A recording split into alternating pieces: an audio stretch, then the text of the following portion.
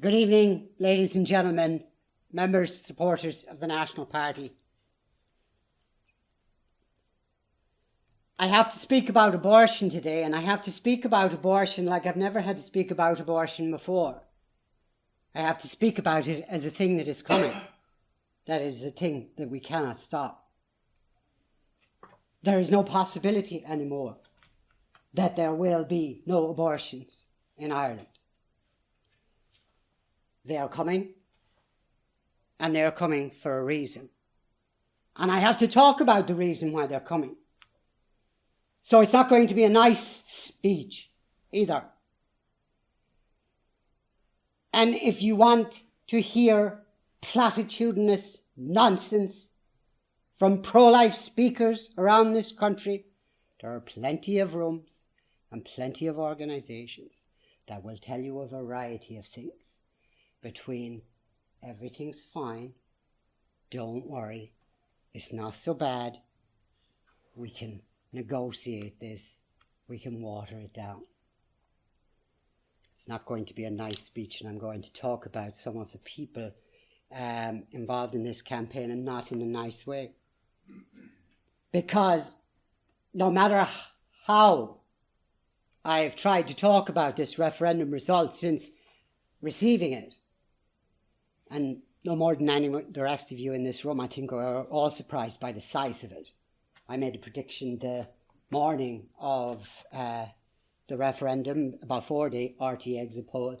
If it was very bad, it would be 55-45. We know now it was 66-33.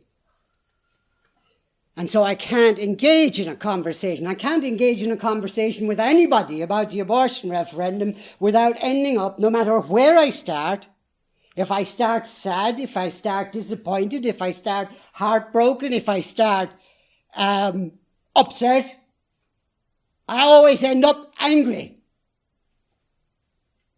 by the end of the conversation. Because that's the emotion that overwhelms me. Because I've been involved in this movement for a very, very long time. Since the winds were behind us. Since we had command of the majority. All the way to this repeal of the 8th Amendment. And I've seen every mistake that's been made all the way along. And some of them, I will confess, I have gone along with. Some of them, perhaps, I have even committed. But the disastrous campaign that was conducted during this particular repeal of the 8th referendum is unconscionable. The fact of the matter is that the Yes campaign, though well-funded, well-supported, lots of money, endless amounts of money, media support, government support, TD support, etc., wasn't really very good. It wasn't really very good. It wasn't that impressive, and it wasn't that persuasive. We lost it. They didn't win it. And the reason why I'm angry, the reason why I'm personally angry, the reason this cuts to the core, is not just because it's an important issue for me. I have stood outside an abortory once in my life. I will never do it again. It was in South Chicago in the late 1990s. It wasn't a protest, it wasn't a picket, it was what some of you will be familiar with as sidewalk council. Now, I had never been outside an abortion clinic before in my life, so I wasn't engaged in it. So I was kind of an unneutral observer as to what was going on. And we were there all day. And I can tell you that it is the closest I have ever been to the presence of pure evil in my lifetime. And that is why I am angry, because it has come here and will be here soon. the man who led the sidewalk counselling group, who had done this for many, many, many years, it's a skill in and of itself. You just can't just walk up to somebody and try to sidewalk counsel them. You've got 5 minutes to talk somebody out of killing their unborn child, and you don't have room for the wrong word, and I often say the wrong words. But he was there every day. Every day. He'd been there every day, as far as I was aware, for the past 10 years. They had loudspeakers at the abortion clinic. What do you need loudspeakers for? To broadcast to the outside world. Well, you need loudspeakers, ladies and gentlemen, if you're going to accuse the people who are doing sidewalk counselling of various crimes. And that's what they did all day. Now you would think to yourself that the sort of crimes they would have said was, like Claire Daly says, is intimidating women or shaming and guilting and so on and so forth. No. This is what I mean when I say in the presence of pure evil. If it wasn't metaphysical, then it certainly was as bad as any human being could possibly be. Over the loudspeaker all day, the repeated accusation by name of the individual who led that sidewalk counselling program that he was sexually abusing his daughters, and that they were the best customers of the abortion clinic. You hear that in a voice that's not quite human, even. You realise you're in the presence of evil, and it's coming here. And I'm angry. I'm angry because I can't do that. I'm angry because I can't stop that. I'm angry because I was there all day. I don't know about the other days. If you go to a pro-life conference, if anybody who's involved in sidewalk counselling, they will talk about the successes they have had. And indeed, that must be a tremendous feeling, that this baby was so close to death, and that you convinced the mother to turn around and give it life.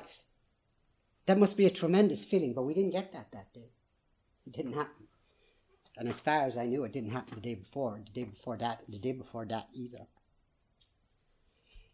Here's as close as we got. I was in a conversation with the young man whose, presumably his girlfriend, was in the clinic at the time. He'd come out to have a cigarette.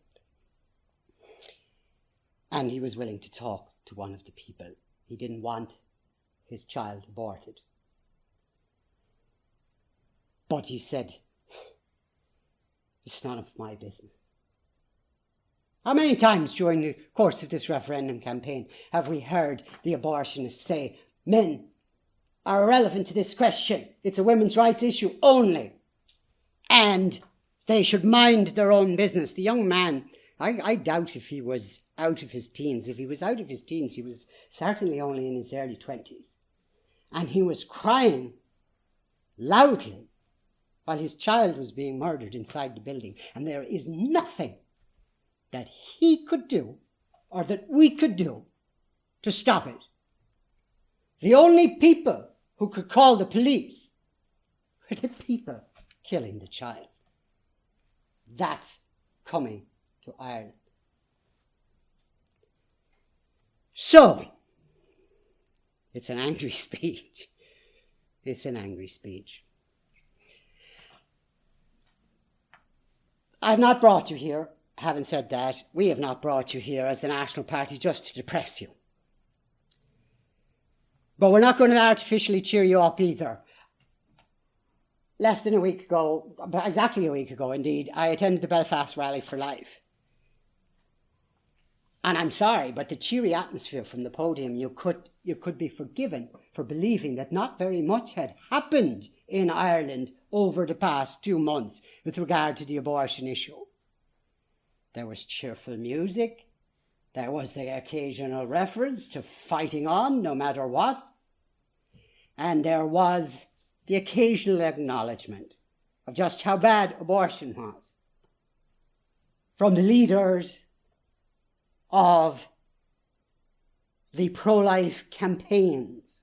Precious Life in particular, Bernie Smith, Niamh Bhrinn, Life Institute. I mentioned them by name. I'll come back to them again because I know Niamh in particular quite well, and I know the extent of her responsibility for why we are here. And that's another reason why I am angry.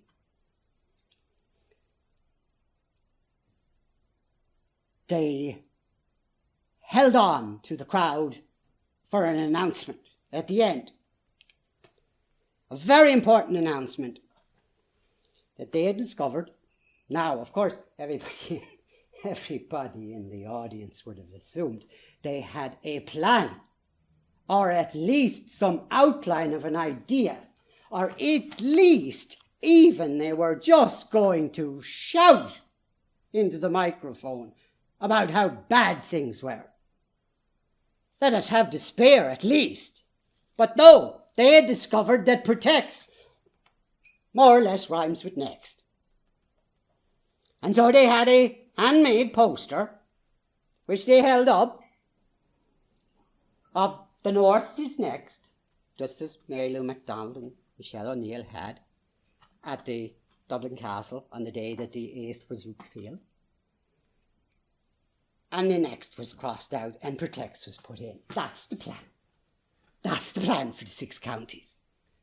We're going to have a rhyming slogan for our opponents. And everybody knows you can't hold back the tide of a slogan that very nearly rhymes with that of your opponent. We are 6 weeks out from the devastation of a 2-to-1 majority for the most liberal abortion regime in Europe. And nothing quite prepares you for the realization that the vast bulk of the pro-life movement just intends to carry on as before.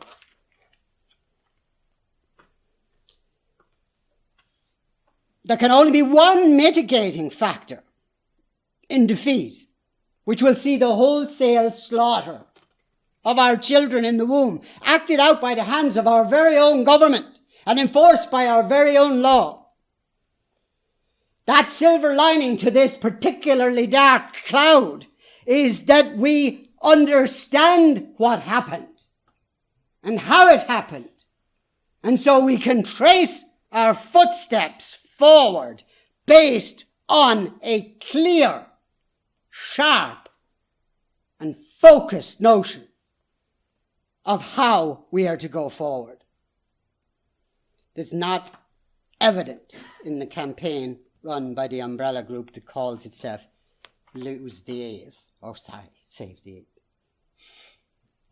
And it's not evident in the self-styled organisation called Love Both either. Now this speech, insofar as it's heeded at all by these people, is going to come in for a lot of criticism, primarily directed at myself. That I am arrogant, to believe that I would have done better. And I'm stupid to conclude that the result would have been anything different had I, the National Party or Abortion, never the resources and people and funding these two groups had. They had €1 million. €1 million. And they lost a referendum 66-33. Now there is a thing in referendums, there is a thing called the irreducible majority. And that is where nothing you can say, nothing you can do.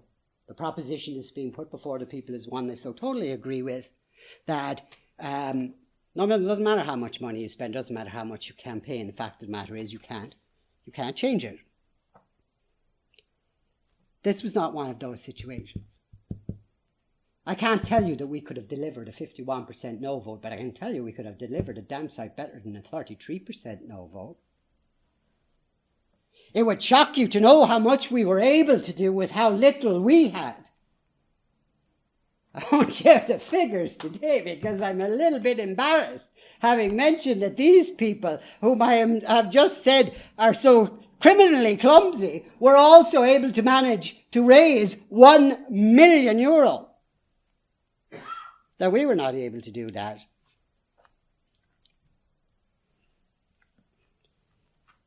the amount of resources we had was very little. The numbers of people. The National Party is in existence for a little under 2 years.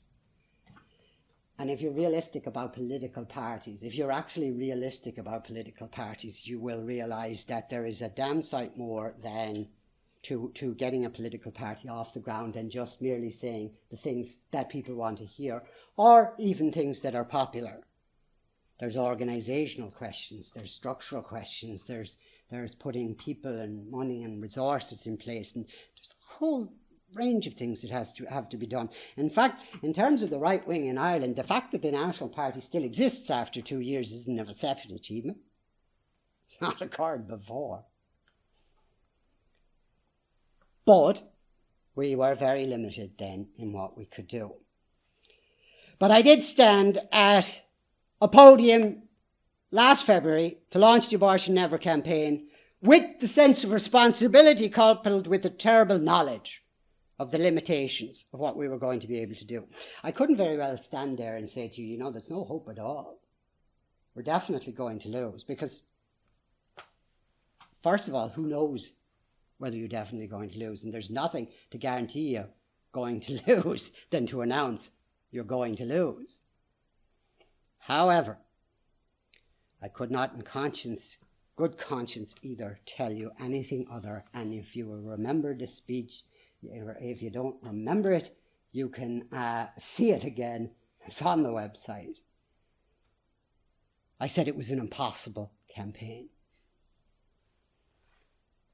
I said that Abortion Never couldn't lose it because it was lost already. That the impact of our actions would be limited enough. And I held out the hope, the faint hope, that possibly, if everything, absolutely everything that we did and everything we tried and everything went right, and if the people who are on our own side got everything they were supposed to do within the limitations of which they were capable of doing so, if they got everything right, and if our opponents got everything wrong, then just maybe I was willing to hold out the hope that it could be won. And it could have been, I guess. We'll never know. But I couldn't lie, and I couldn't tell you that we were going to definitely win, because I didn't feel it. I felt it was just possible. And still there's what the hell happened. 66-33. And my most negative in the whole campaign, and most of it was over at this point, so I knew pretty much the mistakes that have been made, and I knew pretty much the mistakes that the other side had not made, and I still thought 55-45, so there you go. I was still wrong. Was the referendum rigged? Well, in the sense that the count was not the count. No, of course not. People who tell you that they were not the numbers are simply, they are genuinely the tin-foil hat people. The difficulty of organising a rigging of a referendum in terms of miscounting the votes is so enormous, and particularly with the margin so wide. I mean, if you had to make up a margin of 3,000-4,000 votes, well, yes, maybe you could do that, but we aren't talking about 3,000 or 4,000 votes. We're talking about a 2-to-1 majority. Was the referendum rigged? Well, of course it was. In the sense that the Citizens' Assembly was rigged. In the sense that the media supported only one side. In the sense that they knew the association in the public perception between the Catholic Church and a no vote in the abortion referendum, and so we were treated to story after story after story after story of crimes committed by the Catholic Church 30, 40, 50, 60 years ago. But that didn't count in the balance because they weren't part of the referendum campaign. You see, because that wasn't about the Eighth Amendment, except RTE knew bloody well that every time they mentioned the Magdalene laundries, every time they mentioned the mother and baby homes, and every time they mentioned the industrial schools, that they were campaigning for a yes. But here's the thing. You can bring a horse to water, but you can't make him drink. And the fact of the matter is that despite a rigged referendum campaign, the fact is that 66% of the Irish electorate went out and voted on that day and marked a ballot paper for a yes. And any strategy that was going to turn that around would have to take into account the fact that it was going to be rigged. Surely the Save the Eighth people knew that the media weren't on their side. Surely Love Both knew that the Citizens' Assembly or the All-Party Oireachtas Committee was not fair. Now, as an aside, I was taken by surprise, and I will admit when my own strategic thinking is out of whack, abortion never got no media attention at all. That's astonishing. One of the things that, in the context of what I've said earlier on, is that I will personally get blamed for being arrogant in saying that the referendum might have been somewhat different had abortion never had the resources that the other groups had, is that things would have been even worse if Justin Barrett had been allowed on radio and television. Why doesn't he have a reputation for being an extremist? Why doesn't he have a reputation for being a crackpot and a bit of a loose cannon? Páirtí didn't think so. Páirtí didn't think so. The Irish Times didn't think so. The Irish Independent didn't think so. Abortion never got no media attention whatsoever. Not a word. If we were such a handicap, if the National Party were such a handicap to the No campaign, if I personally were such a handicap to the No campaign, why wasn't I on every single programme? Everybody.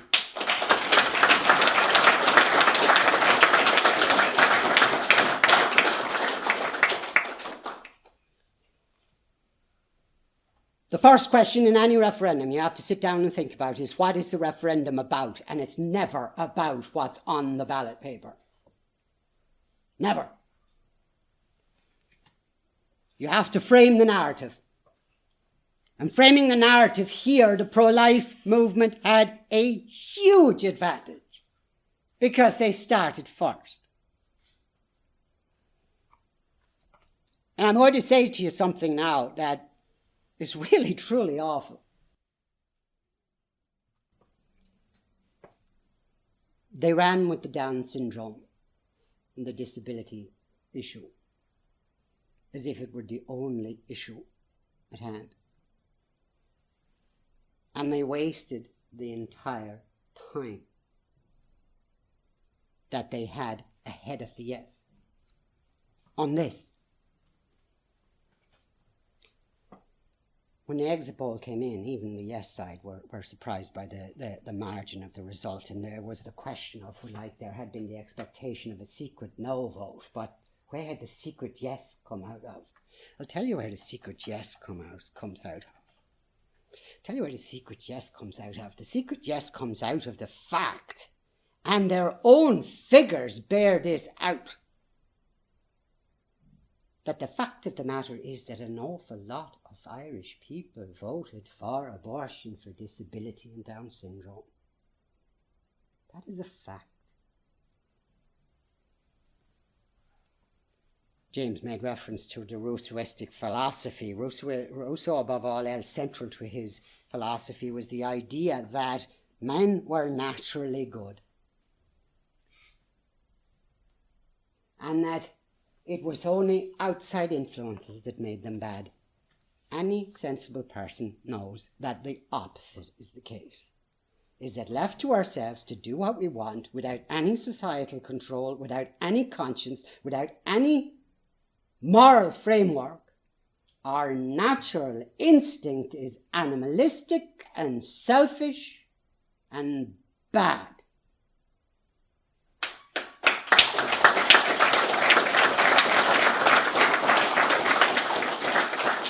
But we can rise above that. And that's the great thing about humanity. We can rise above our animal selves to principles that are more than just satisfying our immediate gratification and needs. And we can have ideas in our head like the right to life of the unborn child as a precious thing. When they call it a clump of cells or the fetus or the embryo, we know we're talking about a human being. And we can rise above our animalistic selfishness and we can realize that this child needs our protection. We can rise above the fact that there is a certain section of Irish society who are willing to vote for abortion because it would be allowed for Down syndrome. If you doubt that that's correct, then what were the figures that the Save the Eighth and Love Both used to verify that if abortion was legalised in Ireland, there would be no Down syndromes or children with disability? They said that in Iceland, 100% of babies who are diagnosed with Down syndrome are killed by abortion. And that in Britain, 90% of babies who are diagnosed with Down syndrome are aborted. And yet it never occurred to them that perhaps that meant that in Iceland and Britain, at the very least, his people were in favour of abortion for Down syndrome. Now that is horrible. And everybody who knows me knows that I make no exceptions when it comes to the right to life. But that's your secret, yes, the hate that dared not speak its name.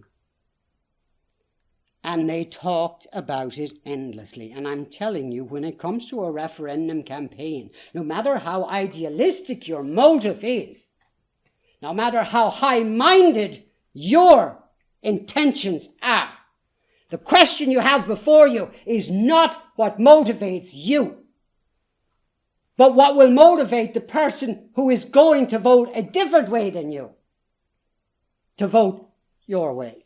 I went to a pro-life meeting way back in 2004.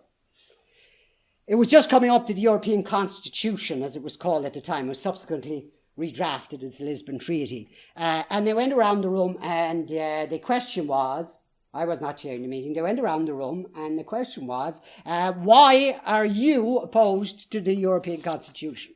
And people gave their opinions one after another, and they were more or less sound until they came to me, and I said, it doesn't matter why I'm against the European Constitution.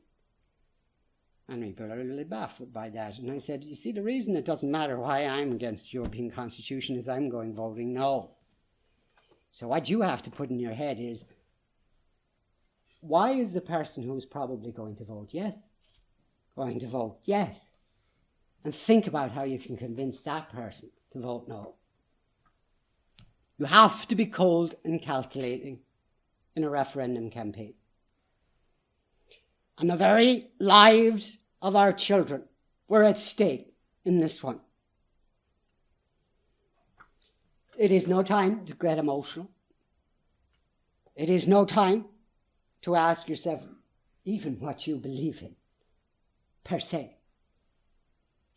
It is time to be calculating as to what can be won and to understand Rousseau is wrong. People are not naturally good. People are very often very selfish.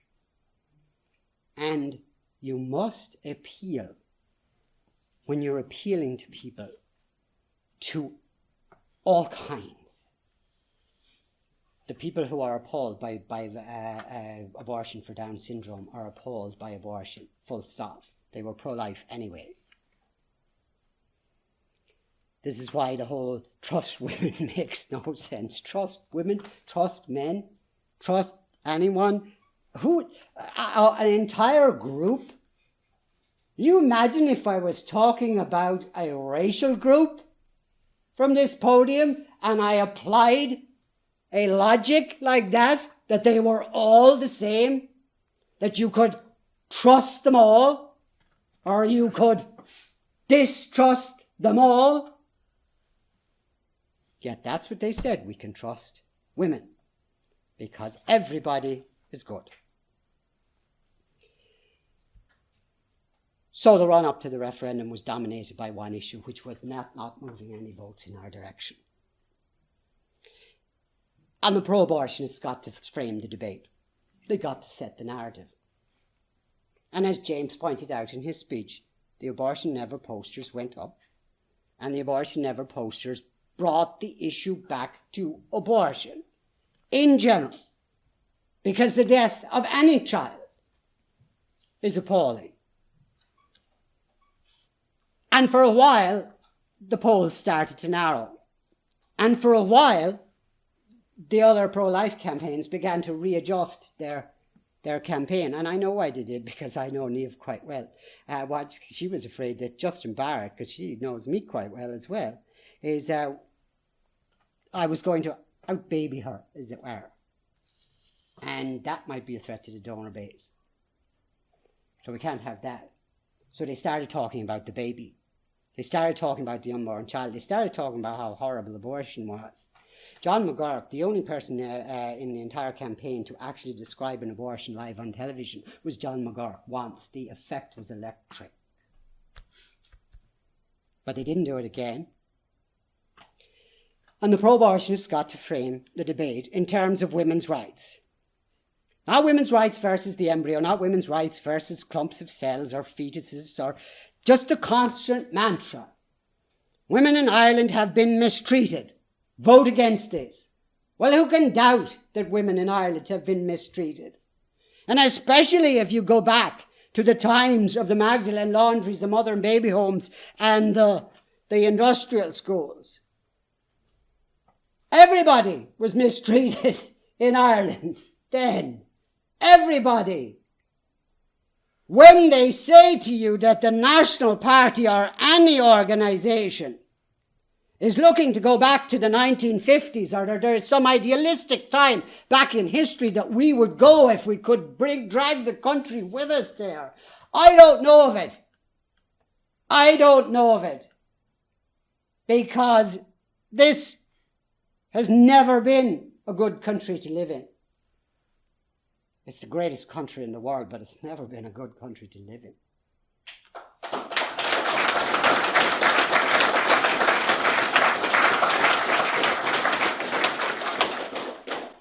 Unless we go back to the times that Mr. Reynolds referred to, before the British came, and before the Republic of 1916 was betrayed by the man that I like to call the devil in era. Devil era.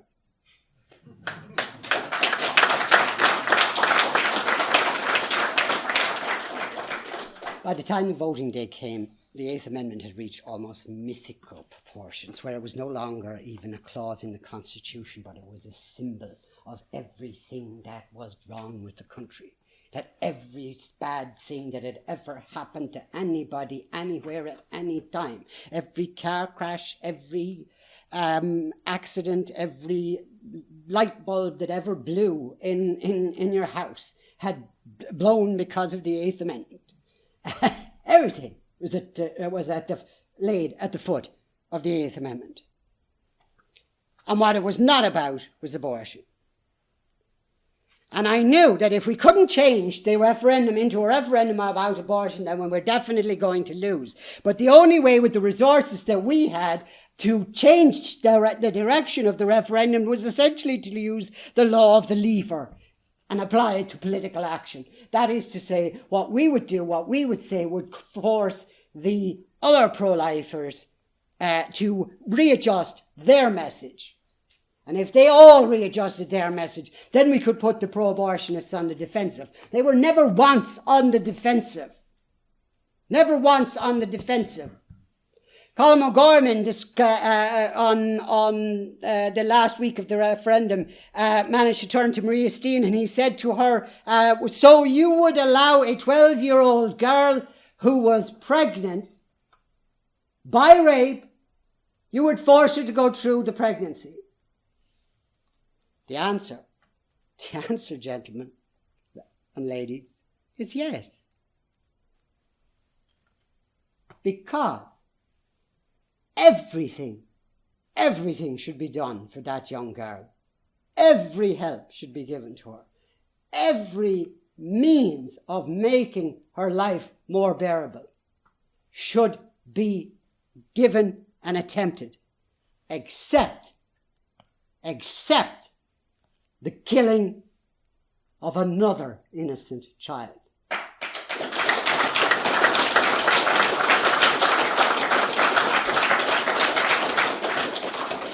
Because that's what he was saying, is abortion will make it better. Some of the more cretinous pro-life people talked about the healing effects of giving birth to a rapist's child. I don't know where they get that from. I'm sure there are individual instances where that is the case. But I'm inclined to agree with the Yes campaign that it's not likely, and that it's a horrible situation to be in. But what Maria Steen should have done is she should have described Colin O'Gorman's solution to this young girl's problem, this 12-year-old who had been raped. She should have described the crushing of a child's skull and the dismemberment of its body, the ripping and tearing of flesh as arms and legs come apart, and ask him to explain how that was a solution to the fact that she had been raped.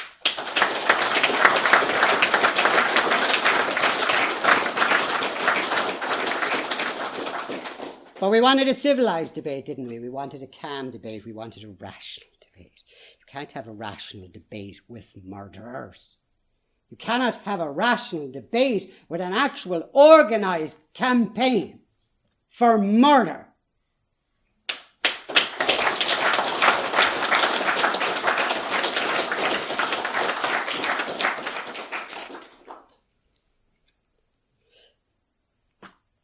And it came a time when we had no more cards to play, and then came the absolute shambles of the last week, when there were still huge numbers of people undecided. But the polls were going against us, that's true. They had been narrowing a bit, but they had stopped. Then what did they do? The Life Institute and Save the Eight and Love Both.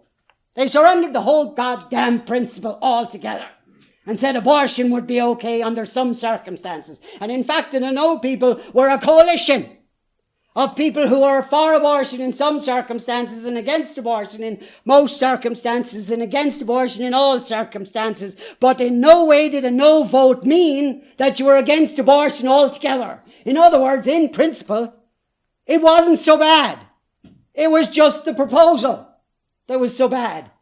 And the signs went up. It's too extreme. When the first innocent child dies, it's too extreme.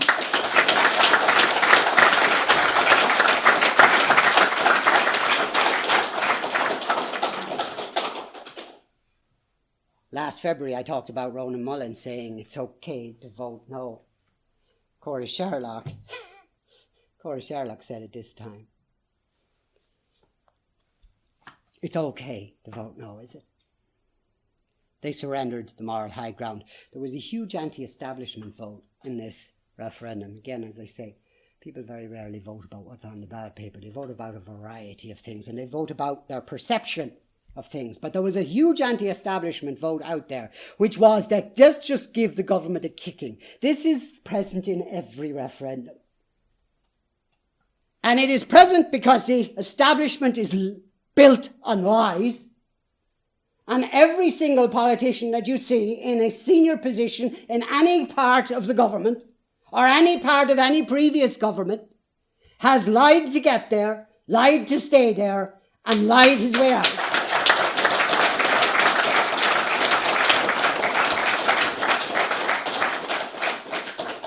So when it came to a question of who would we trust, politicians weren't right up there, front and centre. among the people that were trustworthy. Yet, pro-lifers surrendered the principle that every unborn child's life was precious in the last week of the referendum campaign. So they became, what did they become? They became exactly what the establishment were. They would lie to get the vote out on Friday. They would give it all away. They would sell the farm, literally. And they became exactly the same. And so when people were watching on their TV screens and trying to decide, who do we believe? Well, there was one side that was obviously lying, and there was another side that might be lying. And the side that was obviously lying was the side that said that we should have a no vote, and we could allow for some exceptions. And as soon as they were challenged on what exceptions would you allow for, and they started to list off that there were people who would allow this exception, that exception, the other exception. And then there was Simon Harris on the other side, who looks like a liar, let's face it. But he wasn't caught red-handed. He wasn't caught right in the act of lying in this referendum campaign. So the anti-establishment vote, the undecided vote, went to the other side. Now, as they say, there is such a thing in a referendum. It's called the irreducible majority. A proposition is so popular with people that it simply cannot be defeated. No matter how much money you throw at it, no matter how implausible it is, maybe it's true, maybe it's not. Good Friday Agreement is a classic example of that. There was never any possibility of any campaign against that succeeding. 94% of southern 26 county voters voted for the Good Friday Agreement. So there you have it. That's your irreducible majority. That's the kind of thing you have. But Lyndon Crosby, and this is important because it cuts to the very core of what I'm trying to say here today, and it cuts to the very core of why we are here today. And in a certain sense, it's all about why I'm here, why the National Party here, why we even exist. Lyndon Crosby is, if those of you who have heard of him, is a political consultant. And he's a brilliant man in many ways. His brilliance comes from the simplicity of some of how he applies his political consultancy.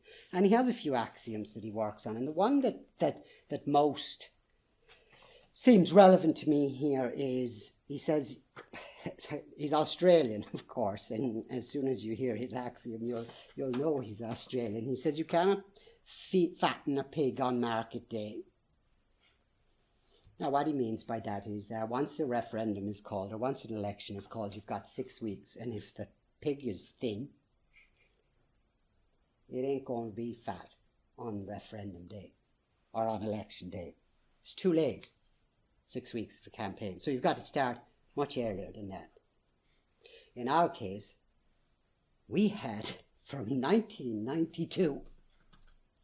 From 1992, we knew that the Supreme Court was opposed to the right to life of the unborn child. From 1992, we knew that the Oireachtas would not give us a pro-life referendum. From 1992, we knew the media was completely in enemy hands. And I'm going to tell you a story in a little while, which is well, it's not a private story exactly, but it's a personal one in the sense that you'll not have heard it before. It's not common knowledge. And it's very important. It's an exchange that took place at one meeting in the offices of 68 Capel Street, which is the offices of Youth Defence Life Institute, was the offices then, in 2003, following the 2002 abortion referendum.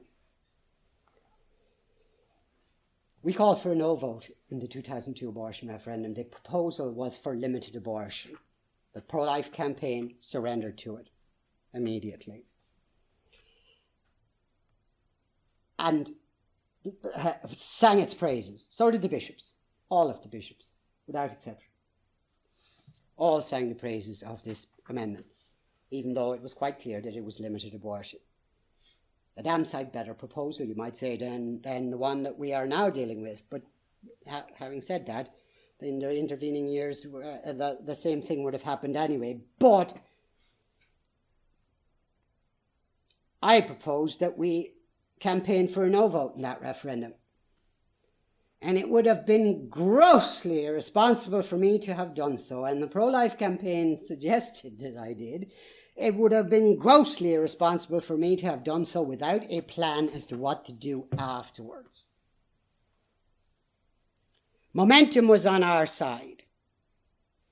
The election of Dana Rosemary Scallon to the European Parliament had shocked the political system. How can this woman come from nowhere and won the Eurovision and God knows when, and just take a seat in the European Parliament? That can't happen. Immediately after that, a European referendum in Ireland. I remember trying to get financing, when you could get financing from abroad, for the first Nice referendum. And I was told by Alan Sked, who was the leader of UKIP at the time, that there was no money for a European campaign in Ireland, specifically in Ireland. Nobody was willing to give any money, because you can't win against Europe in Ireland. It can't be done. It's impossible. But we did it. We did it. And the government then had to go back and think to themselves, how are they going to deal with this? They had to hold a second referendum. Well, they could have obeyed the will of the people, but I mean, you know, that's democracy, and that's rarely implemented. They thought they'd have another vote, and in the meantime, they thought they would have a split in the pro-life movement. Be a good idea, because it seemed, since I was the senior spokesperson in the No to Nice campaign, it seemed to be the pro-life movement that was behind the No to Nice result. The pro-life campaign was approached by Michael McDowell, then Minister for Justice, and to discuss a deal on a referendum. Now, if the pro-life campaign hadn't had the hubris and the arrogance, because they're going to talk, they will talk in the future about how arrogant I am. But if they didn't have the arrogance to assume that it must have been their lobbying efforts, if they could have only just seen that it was Dana's election to the European Parliament and the danger of a new political party arising out of that, on the right, pro-life, etc., and that a European treaty referendum could be derailed by these pro-life people if they got out of hand, that it was not their lobbying that had succeeded in bringing the Justice Minister to discuss a compromise measure with them, they would have realised that in fact they had the whip hand and we could have got whatever we wanted. They would have given us whatever we wanted. My strategy for winning that referendum was cold calculating, as I said. We were going to achieve the result that we needed, because there was a centrist position and we were defeated by the right and the left, two minorities making a majority. And it was a close-run thing at 10,000 votes. Except the government knew why it lost and determined not to make that mistake again. And this is when people say, why were their proposals so extreme? Why didn't they go with a more moderate proposal? Because of the 2002 referendum. Because you can't introduce abortion in any form if it's not enough for the left and it's too much for the right. So you've got to satisfy somebody. And in the intervening period, they decided that they were going to have to go one way or the other. They were going to have to satisfy the extreme pro-lifers or the extreme pro-abortionists, as they saw it. And as they looked across the Dáil chamber, they saw People Before Profit, Solidarity, the Social Democrats. There's no members of the National Party, of course, or any political party of the right, or any political party that was solidly pro-life. In fact, they had introduced the 2013 limited abortion bill, and the rebels in Fine Gael that gave rise to Renua failed completely to get re-elected. We can argue why that happened some other time, but the fact of the matter is they hadn't been elected, and the far left had. And so they thought to themselves, we have to satisfy somebody, and we will satisfy the left. Pure genius. Absolutely brilliant. Absolutely brilliant. I mean that, not sarcastically. It was absolutely brilliant strategy. Is try and win the middle ground from one of the extremes. And that's exactly what they did. And they left with a binary choice. Is the vast majority of people in this country do not want the abortion bill that we have, but they didn't want to keep the Eighth Amendment either. But they didn't give a middle choice this time. Brilliant strategy. Horrible strategy. High risk strategy. I might have tried it myself if I didn't care about anything. And Mr. Vadker and Mr. Coveney and Mr. Harris and Senator no one. She doesn't care. They don't care about anything. So they were willing to try this strategy, and it worked. It worked so very well. What has this to do with a conversation that I had in 68 Capel Street with what subsequently became the Life Institute leadership? As I said, the 2000 referendum result had robbed us of the momentum. And that from now on we were going to be on the back foot. Yes, we had prevented limited abortion, and I had no doubt whatsoever that we had done the right thing. None whatsoever. But we needed a new strategy now, because it wasn't good enough to simply campaign for another pro-life referendum. There was no political will for that. Because the pro-life campaign had been on board and the bishops had been on board and they still hadn't won it. These lunatics had messed it up. So we had to have a new plan, because the momentum towards the pro-life referendum was gone. This seemed to be obvious. And the plan that I had is even more obvious. You're seeing it in front of you here today. You're seeing it over the last 2 years. It was perhaps not named the National Party, but the idea was that when the government would come to look across the benches of Dáil Éireann, they would see a rank of at least 2, 3, 4, 5, 6 members of a political party of the right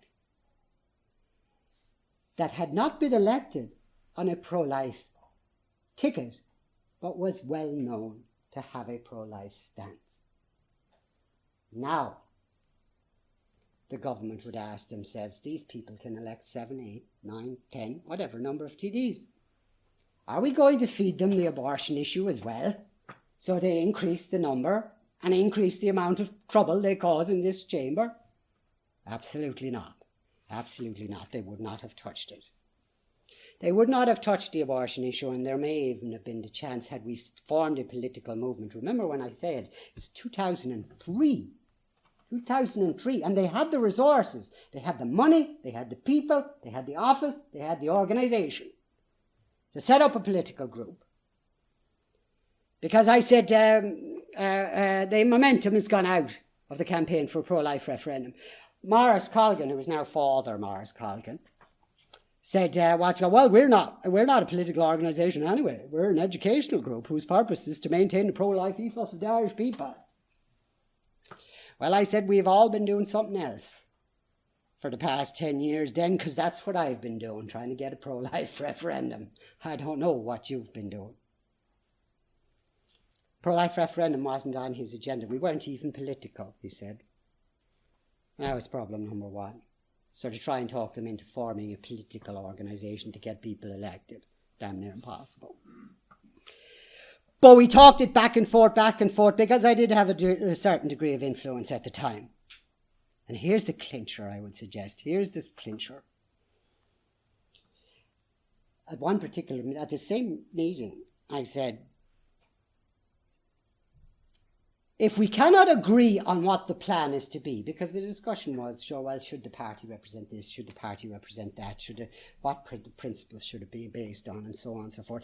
I said that if we cannot agree on a plan, an actual plan for something to do, can we at least agree that we do need a plan? Ní said, we don't have a plan. We've never had a plan. We just do what we do. Hindsight is 2020. I could hardly have known it. But the Eighth Amendment was repealed that day because the pro-life movement had no strategy coming out of 2003. How long had we? How long? How much time did we have? I gave in my resignation that day. I was talked around into coming back for a European election campaign with the promise of financing, etc., etc. It didn't materialise, so on and so forth. They are my personal grievances. By the way, if Niamh wants to take issue with the fact that I have said these things in public and that I shouldn't share private conversations that took place in the offices of the Life Institute or Youth Defence with the general public, she'd be well warned to remember that there are a lot more stories that I haven't told,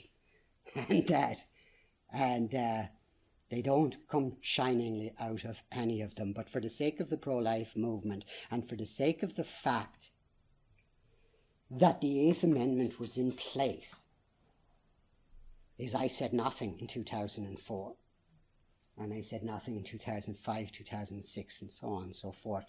But here's the main mistake the government have made, and you should never make this. You should never leave a man with nothing left to lose unless you leave him dead. And as far as the pro-life cause in Ireland is concerned, we have nothing left to lose. It's gone. We have to start from the beginning. Except we are not dead. As I said, you're living the plan right now. The National Party is the plan.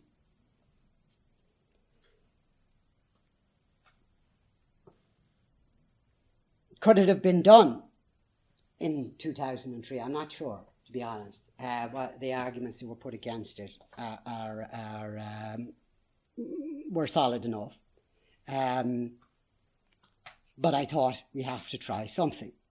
But then the arguments against founding the National Party in 2016 were solid enough too. But I took the view that something had to be done.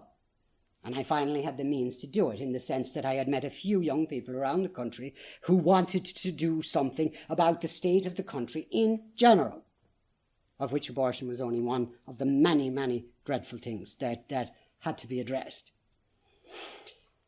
And so we had the means to start something, which is why I have stressed time and time and time again in meetings throughout this country the sense that I have now with the National Party, that I am finally in the right place with the right people at the right time to carry this thing forward. What do we do about abortion now that it's been legalised? Does anyone see this? This is a fundraising letter from Love Both, the pro-life campaign.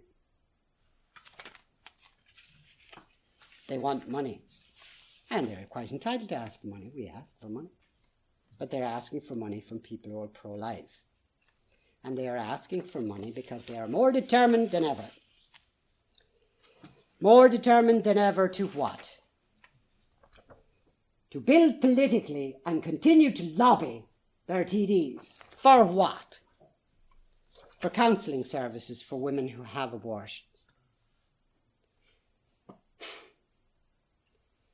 For anaesthesia for babies who are aborted. Euthanasia, I guess.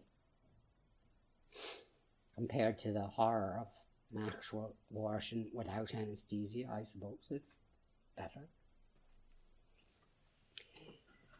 Health professionals should strive to preserve the lives of babies born alive following abortion. This is Caroline Simon's words. Listen very carefully. This is what you're to walk into your local TD and say, is what you want is healthcare professionals. Healthcare professionals should strive to preserve the lives of babies born alive following an abortion. How likely do you think that is? How good a plan is that? And of course, provision should be made for the exercise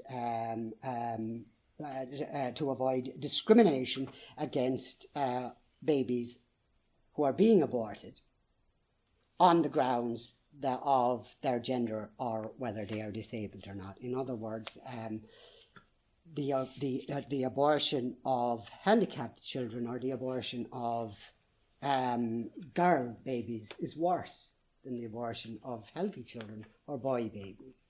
I don't understand the differentiation there, but apparently it's really important to the pro-life campaign.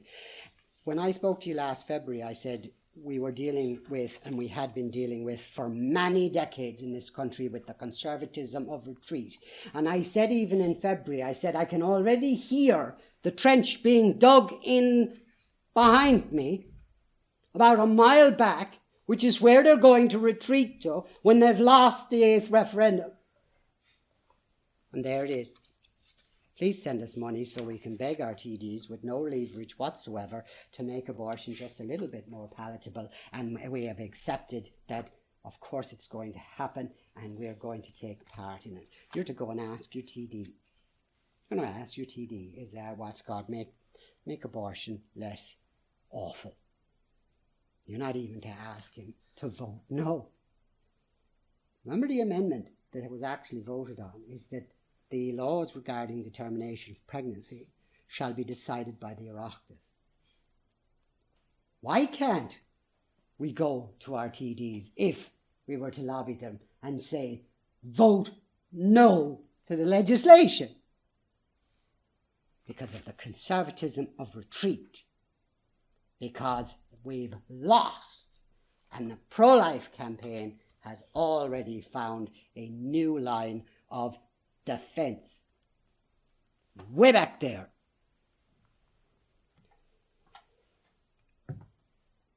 What to do? I'm afraid there's no easy answer to that. Because we're going to have to live with abortion for quite a long time. And as I said, I don't have the heart to stand outside an abortuary. I wish I did. Again, it is the anniversary of the Bastille Day, but I swear to you, I would sooner face the guillotine in the morning than to stand outside an abortion clinic again and try and save babies when there's no hope. I can't do it. I can't do it. I mean, it's great that there are people who can do it, but I can't. Because I haven't the heart for it. I know I would be gone mad within a month. The day that I tried it was nearly enough. So what are we to do? Well, the same thing as with everything else. The only way that abortion will ever be made illegal in Ireland again, the only way in which the right to life of the unborn child will be re-established either constitutionally or legislatively is by a national government and a national government alone.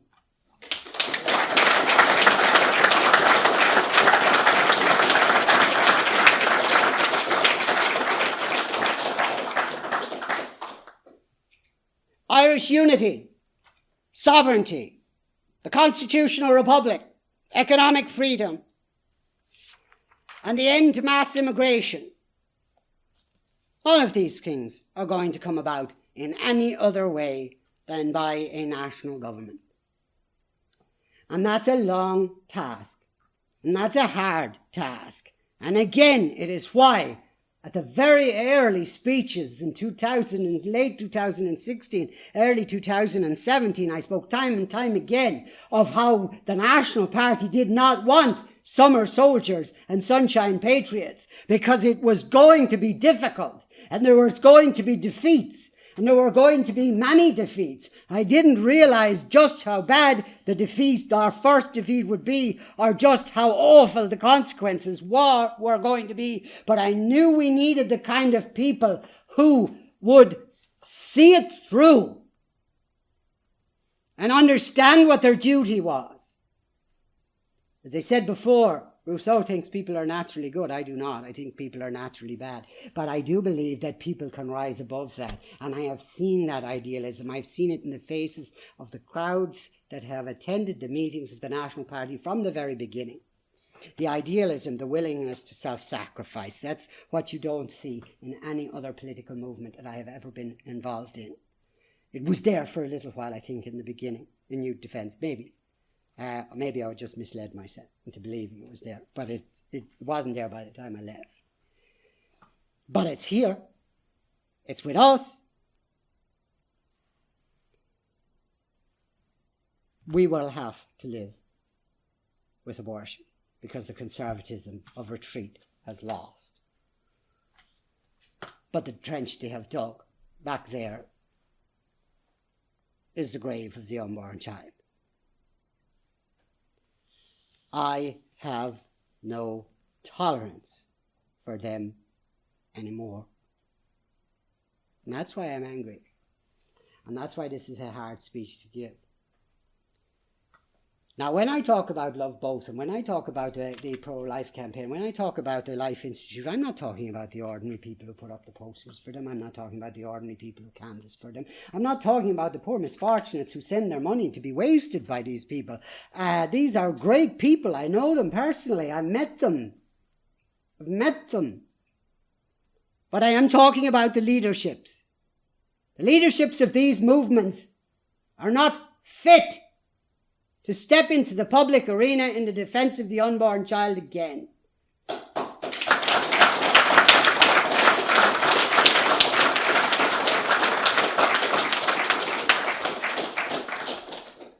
Because they didn't lose because it was impossible to win. They lost because it was hard, and it was too hard. And they took the easier way. Peace in our time, as it were. The peace that comes with surrender. There is no place either for the baseless optimism of rhyming slogans as a plan. There's no place for political parties, and everybody knows what I'm talking about here. There's no place for political parties so stupidly naive to believe that 773,000 no voters in the referendum immediately guarantees 773,000 voters for a pro-life party at a general election if it were to be called at any moment. The task is bigger and rougher and longer than we can possibly imagine. That's why we did not want summer soldiers and sunshine patriots who are going to have to live with abortion for a long time. I don't know how high as a percentage of the population the foreign immigrant population is going to get. I don't know how prevalent the Islamic terrorist threat is going to be in this country. I don't know how much more freedom we can surrender to the European Union before there is nothing left to surrender. I don't know how bad things can get, because every time I think things can't get any worse, they suddenly do. So we're in this for the long haul. It might well be decades. And for that we must not only think the national idea, we must believe the national idea and work and even fight for the national idea.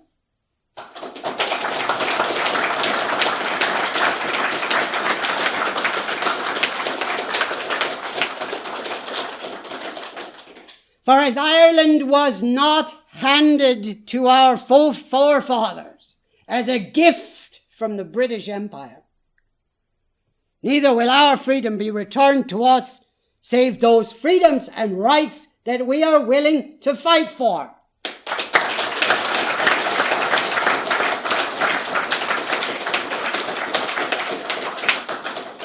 There's no more place for the conservatism of retreat. There's no more place for lobbying the regime. There's no more place for marching up and down to silly tunes. Time has come when we make the most arrogant claim of all in the name of this party, this national party. It's the old one. It's that Irish men and Irish women, that through us, the nation rallies her children to her flag and strikes for her freedom.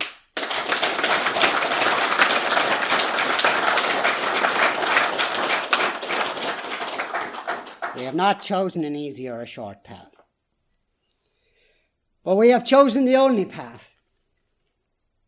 It's as Sir Arthur Conan Doyle puts in the mouth of Sherlock Holmes in one of his books, that by the process of deduction, all other possibilities have been excluded. Whatever remains, however implausible, must be the truth. And that's what we present you here today. And that's what we will be presenting over the coming years to more people outside of this room and to the general public too. Stick with us. We are determined. We have not lost the idealism. We believe in Irish freedom. We believe in the right to life of the unborn child, the sanctity of each individual human being. We believe in the nation. We have no intention of retreating. We will die in the trench we're in.